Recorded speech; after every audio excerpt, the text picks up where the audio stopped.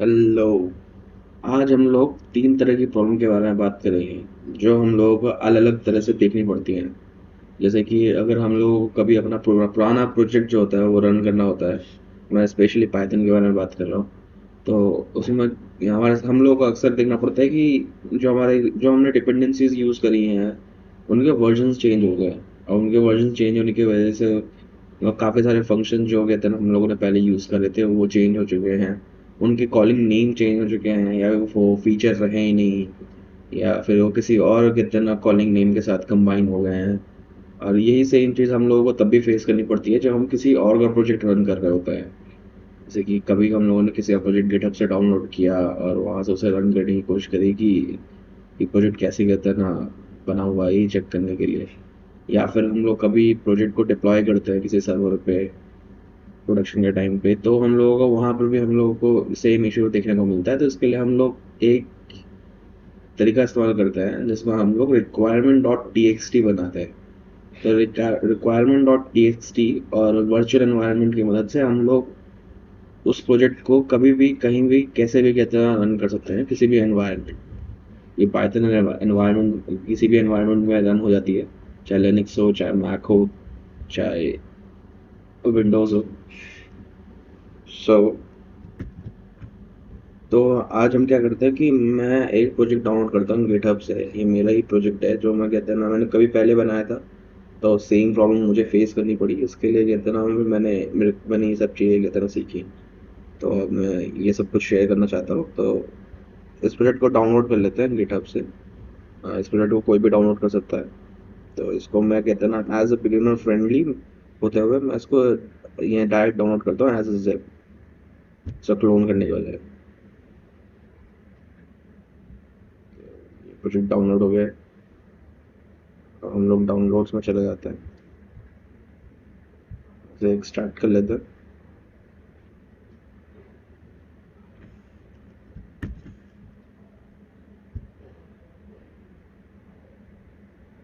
हमने प्रोजेक्ट को एक्सट्रैक्ट कर लिया है। ओके। तो अब मैं इस प्रोजेक्ट को यहाँ से कहते हैं कॉपी करके डेस्कटॉप पे लाता हूँ।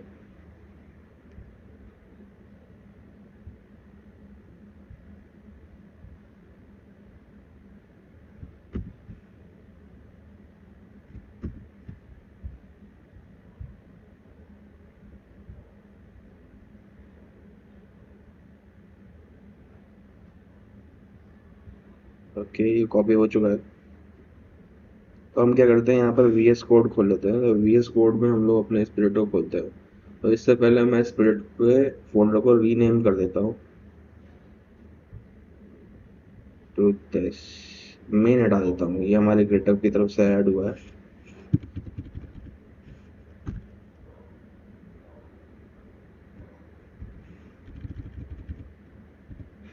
ओके। अब हम इस प्रोजेक्ट को यहाँ पर खोल लेते हैं।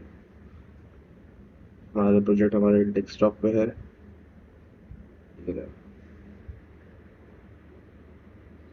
यस। अब हमारा प्रोजेक्ट कितना यहाँ पर आ गया है। अब हम इस प्रोजेक्ट को रन कर सकते हैं। ये एक जेंगो की वेबसाइट है जिसको जेंगो के फ्रेमवर्क के साथ डेवलप करी हुई है। तो इसमें वेबसाइट को रन करने का तरीका है कि manage dot P Y Python manage dot P Y run server. तो इस तरह से मेरा कितना लोकल सर्वर कितना चालू हो जाना चाहिए। तो वो हम ट्राई करके देखते हैं, लेकिन मुझे पता है नहीं रन होगा क्योंकि हम लोगों को प्रॉब्लम फेस करनी पड़ेगी। पहले हम नेविगेट कर लेते हैं जहाँ हमारा ये प्रोजेक्ट हम लोगों ने कॉपी किया हुआ है।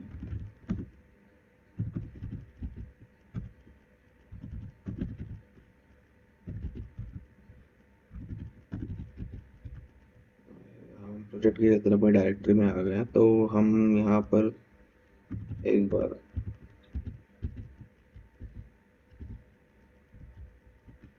चेक कर लेते हैं कौन कौन सी फाइल है हमारे पास। यहाँ पर हम लोगों को ई कॉमर्स साइट के अंदर जाना है।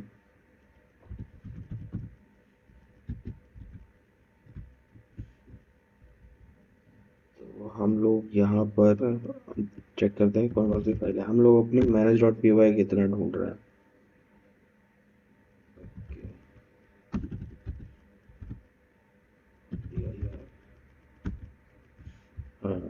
हम लोगों के पास यहाँ पर मैनेज डॉट पी वाई आ गया है। ये हमारे इतना हम लोगों को हेल्प करेगी सर्वर रन कराने में। तो हम लोग कमांड लिख रहे थे पी वाई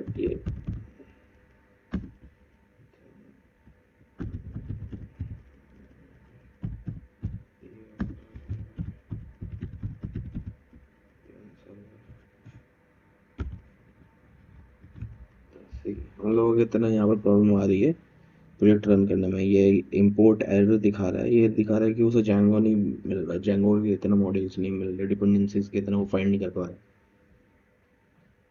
तो हम लोग क्या तरह ऐसा भी कर सकते हैं कि हम लोग जैंगो को डायरेक्टली इंस्टॉल कर लें और फिर उसके बाद जितनी भी डिपेंडेंसीज वो मांगता रहे फिर उसको इंस्टॉल करते रहें। लेकिन इससे हम लोगों के साथ एक हमारे पास एक दिक्कत की तरह क्रिएट हो जाएगी कि हम लोगों को हमेशा अपडेटेड वर्जन ही कितना इंस्टॉल करने को मिलेगा। हम लोग के लिए फिगर आउट करना है कि कौन से वर्जन पे ये प्रोजेक्ट बना था, ये बहुत डिफिकल्ट हो जाता है। तो इस चीज़ के लिए हम लोग कितना सारी डिपेंडेंसीज को फ्रीज करके एक फाइल में कितना रख लेते हैं जिसको हम requirement dot T X T कहते हैं। तो मैं यहाँ पर आप लोगों को बताता हूँ कि पहले पहले ये बताता हूँ कि requirement dot T X T को यूज़ कैसे करना है। Requirement dot T X T को यूज़ करने के लिए पहले हम लोगों को एक वर्चुअल एनवायरनमेंट क्रिएट करना होगा ताकि ये सारी डिपेंडेंसीज हमारे ग्लोबल एनवायरनमेंट में जाके इंस्टॉल ना हो जाए। ऐसा ना हो कि हमारे किसी और प्रोजेक्ट के साथ कितने ये इंटरफेयर करें बाद में। तो इसके लिए हम लोग एक वर्चुअल एनवायरनमेंट बनाएंगे। तो वर्चुअल एनवायरनमेंट के लिए हम लोग क्या करेंगे, हम लोग एक फोल्डर बैक चले जाते हैं। हमारे डायरेक्टरी में क्या क्या है, हमारा सिर्फ प्रोजेक्ट है यहाँ पर। तो यहाँ पर हम लोग वर्चुअल एनवायरनमेंट क्रिएट करेंगे। वर्चुअल एनवायरनमेंट क्रिएट करने के लिए हम लोगों को एक वर्चुअल ई एन वी करके मॉड्यूल होता है वर्चुअल एनवायरनमेंट के लिए, वो इंस्टॉल करना पड़ेगा। That is pip install virtual env। ये कितना ऑलरेडी इंस्टॉल्ड है, तो हम लोग इतना ये दिखा रहा है कि रिक्वायरमेंट ऑलरेडी सेटिस्फाइड। तो अब वर्चुअल एनवायरनमेंट क्रिएट करने के लिए कमांड है वर्चुअल env, और जो भी हम लोगों को एनवायरनमेंट का नाम देना है, जैसे जिस नाम से एक फोल्डर बनेगा इसके अंदर हमारी सारी कितना डिपेंडेंसीज इंस्टॉल होगी इस प्रोजेक्ट के लिए। तो यहाँ पर हम दे देते हैं e com env।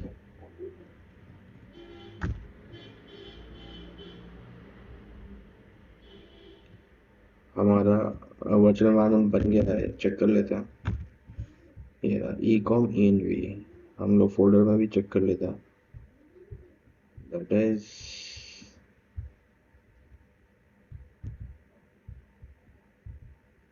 E com env, right. अब इसे एक्टिवेट करने के लिए हमें क्या करना होगा, हमें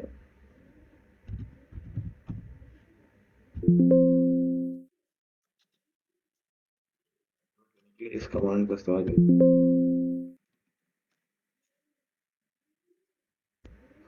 बस।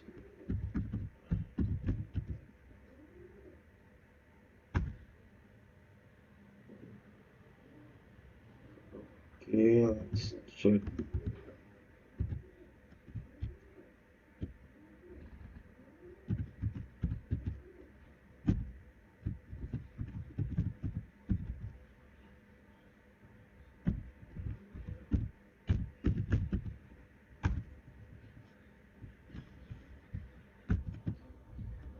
एक्टिवेट करने के लिए क्या करते हैं हम लोग वर्चुअल एनवायरनमेंट के अंदर जाके एक्टिवेट फाइल को रन कर देता है।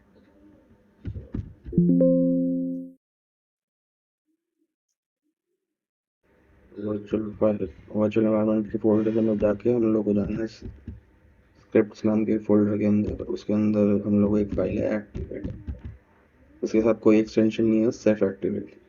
इसको रन करते हैं, हमारा वर्चुअल एनवायरनमेंट यहाँ पर कितना रन हो जाता है। यहाँ पर कितना हम लोगों को साथ में साइड में दिख रहा है ब्रैकेट्स के अंदर, इसका मतलब वर्चुअल एनवायरनमेंट रन कर रहा है।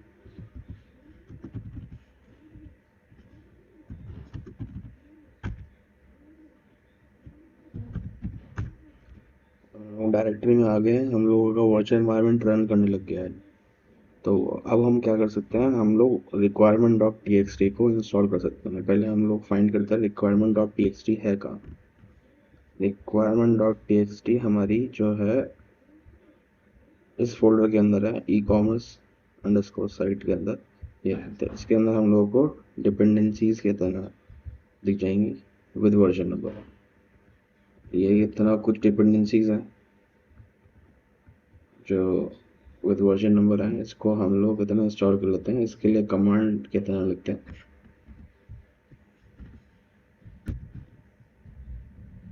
पहले हम लोग इस फोल्डर में जाना है।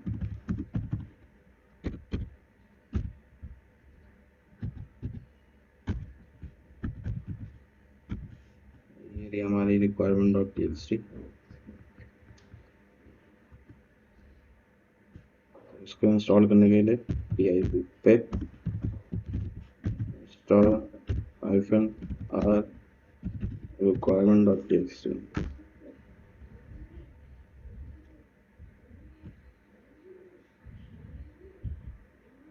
बैकग्राउंड में सारे की तरह हमारी रिक्वायरमेंट्स को इंस्टॉल कर रहा है।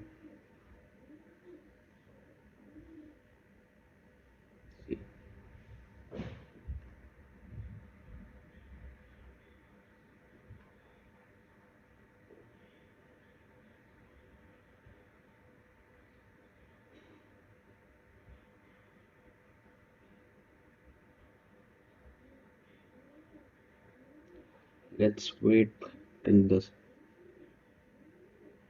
completes.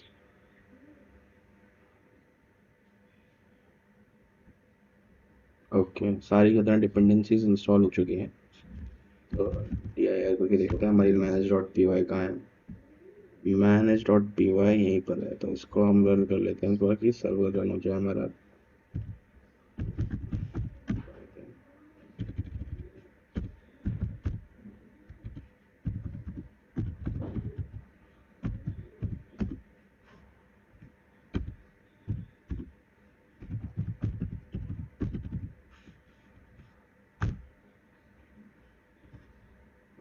सर्वर रन हो चुका है, हम लोगों को यहाँ पर एक एड्रेस बन चुका है। इसको हम कॉपी कर लेते हैं और कॉपी करने के बाद यहाँ पर आ जाते हैं। Okay, there is still some problem, template does not exist. कोई ऐसा एक फोल्डर है जो कहते हैं ना यहाँ पर कितना कॉपी नहीं हो पाया अभी। Let's check. वो फोल्डर नहीं है एक्चुअली, हम लोगों को एड्रेस देना है टेम्पलेट फोल्डर्स का हमारा, ताकि हमारे जानू को पता रहे कि टेम्पलेट्स कहाँ पर है। तो ये हमारा टेम्पलेट है, हम लोग क्या करेंगे यहाँ पर इसका पाथ कॉपी कर लेंगे। सेटिंग्स में हम लोग जाकर इसे बता देंगे कि हमारी टेम्पलेट्स कहाँ पर है।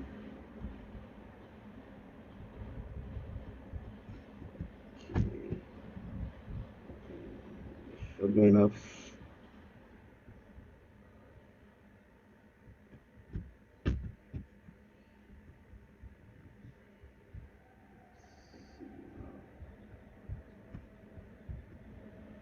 See, हम लोगों को हमारी टेम्पलेट्स मिल गई हैं, सब कुछ कितना वर्क कर रहा है।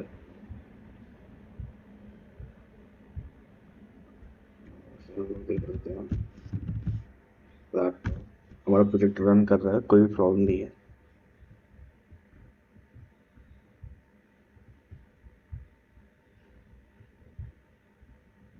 अब हम लोग इतना पार्ट 2 पे आ जाते हैं कि ये जान लेते हैं कि ये रिक्वायरमेंट डॉट टीएक्सटी क्रिएट कैसे होती है। अब हम लोगों को पता है कि हमें रिक्वायरमेंट डॉट टीएक्सटी की ज़रूरत नहीं है यहाँ पर, कि हम लोगों ने अपने प्रोजेक्ट को रन कर लिया है। तो मैं क्या करता हूँ, मैं यहाँ से रिक्वायरमेंट डॉट टीएक्सटी को डिलीट कर देता हूँ ताकि हम लोग उसे यूज़ कर पाएँ, दोबारा से रिक्रिएट कर पाएँ। तो इसको रिक्रिएट करने के लिए मैं क्या करूँगा कि सर्वर को एक बार स्टॉप करूँगा।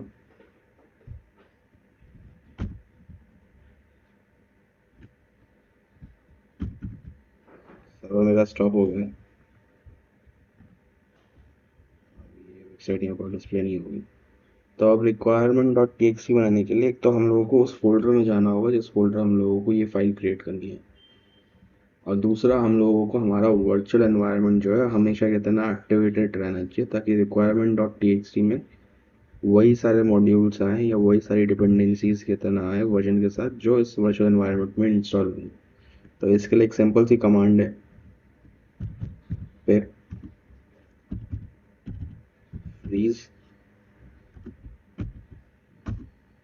Requirement dot T X T.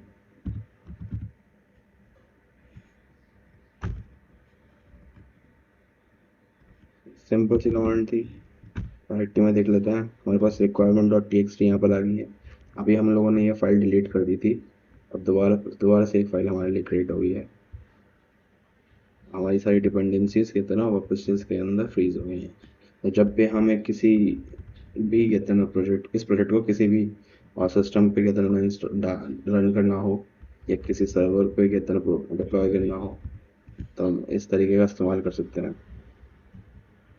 अगर किसी को कोई भी डाउट हो, कोई भी प्रॉब्लम फेस करनी पड़ रही हो, तो वीडियो के नीचे कमेंट कर सकता है और आई विल हेल्प हिम और हर